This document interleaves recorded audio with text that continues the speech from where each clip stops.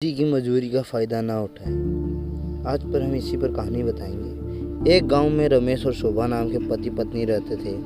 उनका एक बेटा था जिसका नाम रोहन था। रमेश और शोभा गरीब होने के बावजूद भी अपने बेटे की हर इच्छा को पूरा करते थे। उस गांव में नारायण दास नाम का एक अमीर जमींदार रहता था। वह गांव में सबसे अमीर था, लेकिन नीयत बिल्कुल अच्छा नहीं था। एक दिन नदी के किनारे शोभा पानी भरने गई, तब उस जमींदार की नज़र शोभा पर पड़ी और वह उसे पसंद करने लग गया। उसके दूसरे दिन वह जमींदार शोभा के घर गया और उसके पति रमेश से बोला, जमींदार, रमेश और शोभा तुम दोनों बहुत ही नेक दिल इंसान हो।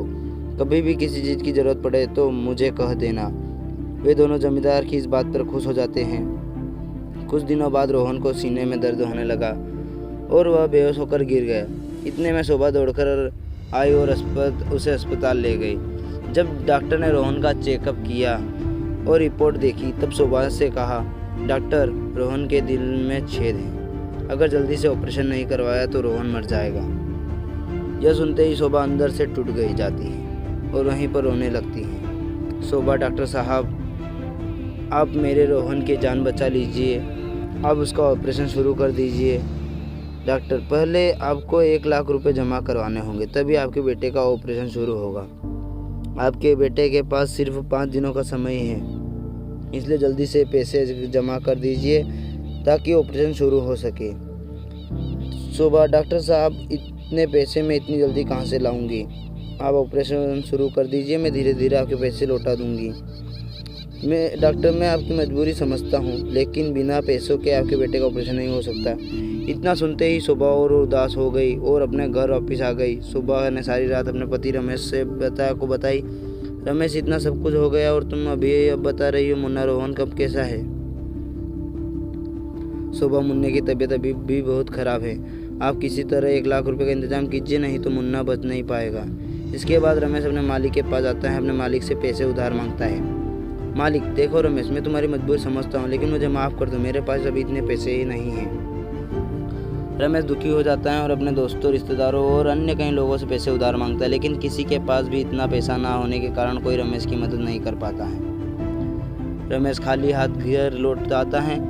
मुझे माफ़ कर दो शोभा, मैंने बहुत कोशिश की पर मैं पैसों का इंतजाम नहीं कर पाया। यही सुनकर शोभा उदास हो जाती है। तभी उसे अचानक नारायण दास की कही हुई बात याद आती है। उसके बाद शोभा जमींदार के घर जाती है। शोभा, जमींदार साहब, मेरे बेटे के दिल में छेद हो गया है और जल्द से जल्द उसका ऑपरेशन करवाना होगा, नहीं तो वो मेरा बेटा मर जाएगा। ऑपरेशन के लिए 1 लाख रुपए की ज़रूरत है। जमींदार साहब, आप कृपया करके मुझे 1 लाख रुपए दे दीजिए, मैं जल्दी ही आपका उधार चुका दूंगी। जमींदार, तुम्हारे बेटे के बारे में सुनकर बहुत बुरा लगा, लेकिन मैं इतनी बड़ी रकम बिना गारंटी के कैसे दे सकता हूँ?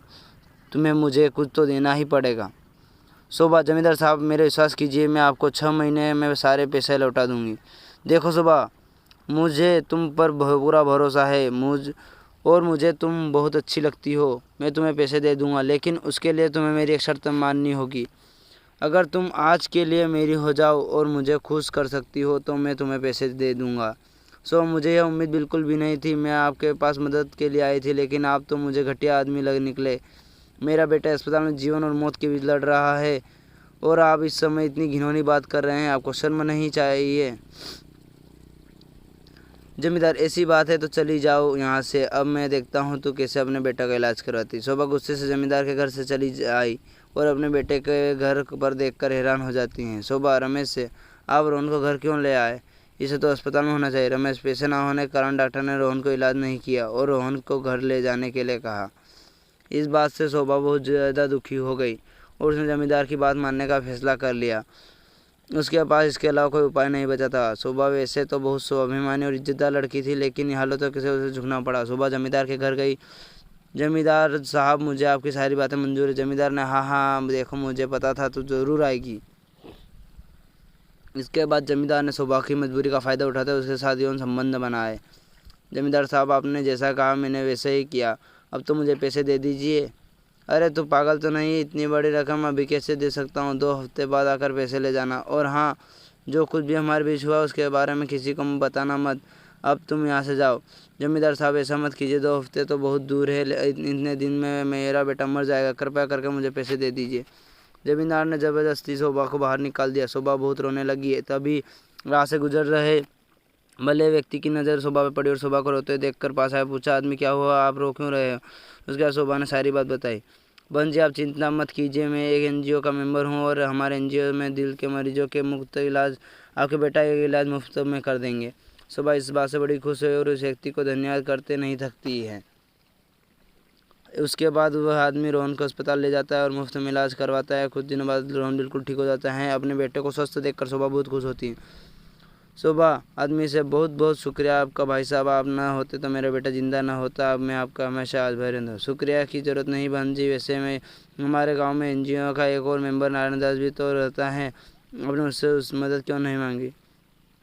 उस आदमी की इस बात से शोभा हैरान हो जाती है कि वह मैं जमींदार एनजीओ का मेंबर है। इसके बाद शोभा ने उस जमींदार की सारी सच्चाई उस आदमी को बता दी। आदमी को बहुत गुस्सा आया और पुलिस लेकर नारायण दास को गिरफ्तार करवाया। अब शोभा और उसका पति रमेश अपने बेटे रोहन के साथ खुशी से रहते हैं। इसका मतलब निष्कर्ष यही है, इस कहानी के जरिए एक बात तो साफ हो गई है कि आप किसी व्यक्ति किसी के साथ बुरा किया है तो निश्चित रूप से आपके साथ भी बुरा होगा। यह कहानी सिर्फ कहानी नहीं बल्कि इस कहानी ने हमारा समाज के दोनों पहलू को दिखाया है। एक और नारायण दास जो शोभा के गांव का होकर भी उसकी मजबूरी का फ़ायदा उठाता है और उसके साथ घिनौना काम करता है जिसके लिए बाद में उसे सज़ा भी भुगतनी पड़ती है। वहीं दूसरी ओर एक अजनबी व्यक्ति जिसने शोभा की इतनी मदद की और सारी समस्या हल की।